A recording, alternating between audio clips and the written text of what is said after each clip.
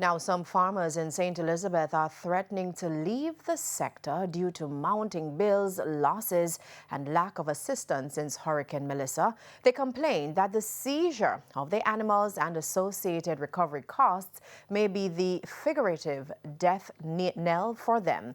Dwayne Anderson has this story. The frustration of cattle farmers in Lacovia, St. Elizabeth is growing. They have spent years raising their cattle, but they now run the risk of losing some or maybe even all of the animals. This owner watched as one of his fully grown cattle was seized by the police and municipal corporation workers on Saturday. The animal was seized as part of an ongoing clampdown on stray animals. And so, with no money to pay to retrieve the animal or build a cow pen, this farmer says he's ready to sell all the animals and quit farming. Boy, I'm fed up. I sell more and sell out. You know why? The rider system is struggling again. But you cannot sell the cow without the ear tag.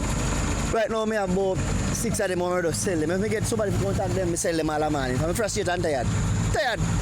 I heard that if them take them away from you right now, probably 25 grand for go back around for them. How you going to manage?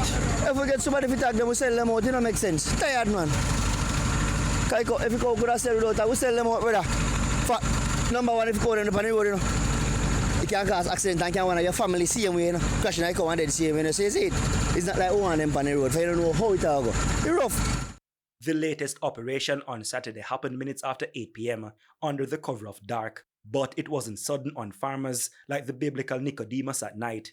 The police say they have been communicating with farmers and continue to do so, including on the legal steps to sell their animals. We have kept several meetings, several sensitization meetings, inform these farmers that the veterinary service division is a place to get these animals tagged, to get their passport for them to sell, because this is what happened from the Yuletide season up until this point.